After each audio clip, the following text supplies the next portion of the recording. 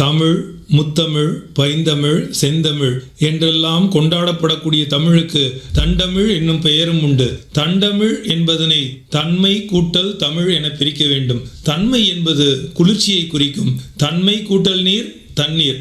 தமிழில் அனைத்தும் காரண பெயராகவே அமைவதனை காணலாம். அதனால்தான் சுடு தண்ணீர் கொடுங்க என கேட்கக்கூடாது, சூடான குளிர்ச்சியான தண்ணீர் கொடுங்கள் என பொருள்படும். எனவே தண்ணீர் கொடுங்கள் என்பது பானையில் குளிர்ந்த நீரை கொடுங்கள் என்றே முன்னோர்கள் கேட்டுள்ளனர். கோடையில் குளிர்ச்சியான நீரை தேடுவது இயல்பு.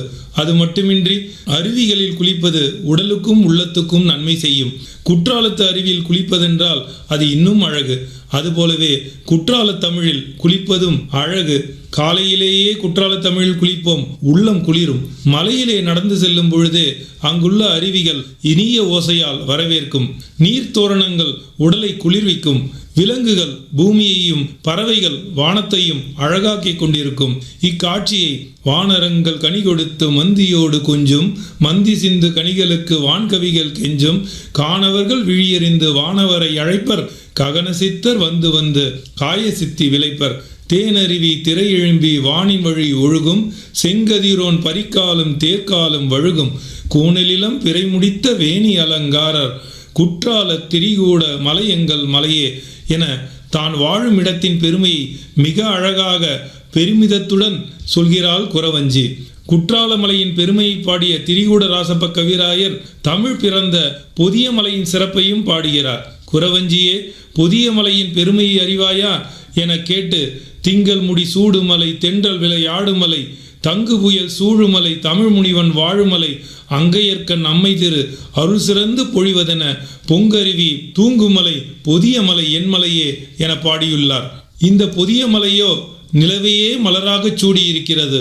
எல்லோரும் பூங்காவிற்கோ கடற்கரைக்கோ சென்றுதான் காற்று வாங்குவார்கள். ஆனால் அந்த காற்றில் சிறந்ததான தென்றலே இந்த பொதிகை மலையில் வந்து விளையாடும் என்கிறார். இடத்தால் மக்களுக்கு பெருமை வருவது ஒரு சிறப்பெனில், வாழும் மனிதரால் அந்த இடத்திற்கு சிறப்பு உண்டாவது மேலும் சிறப்பு என்பதனை தமிழ் முனிவனாகிய அகத்தியர் வாழ்ந்தமலை என குறிப்பிடுகிறார். அருளானது அருவி போல் பொழியும் என்பதனை மாற்றி அருவி அருள் போல் பொழிகிறது என பாடி மீனாட்சி அம்மையின் புகழையும் புதிய மலையின் வளத்தையும் ஒருங்கே சிறப்பித்துள்ளார். மேலும் குற்றால குறவஞ்சியின் தலைவியான வசந்தவல்லி பந்து பயில்கிறாள். அப்பொழுது நடைபெறும் செயல்களை மிக அழகாக பாடுகிறார் திரிகூடராசப்ப கவிராயர். மகிழ்ச்சியாக விளையாடும் குழந்தைகளை பார்த்து மகிழ்வது உள்ளத்தின் விருப்பம்தானே. அவ்வாறே வசந்தவல்லி பந்தாடும் அழகினை கண்முன்னே கொண்டு வந்து விடுகிறார். விளையாட்டு வீரர்களுக்கு வெற்றி வெற்றி என ஊக்கப்படுத்தினால் நன்றாக விளையாடுவார்கள். ஆனால் இந்த வசந்தவல்லிக்கு ஊக்கப்படுத்த எவரும் தேவையில்லை. அவள் கையில் அணிந்திருக்கும் வளையல்களே வெற்றி வெற்றி என ஊக்கப்படுத்துகின்றனவாம்.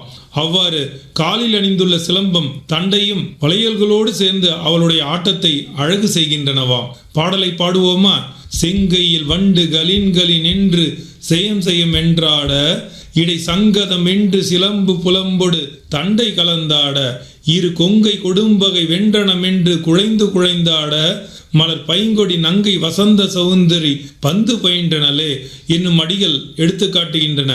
இதனை முன்னரே பாடி பழகியுள்ளவர்கள் என்னுடனே பாடியிருப்பீர்கள். பாடாதவர்கள் இப்படி ஒரு பாடலை இனிமேலாவது படிக்க வேண்டும் என வருந்துவார்கள்.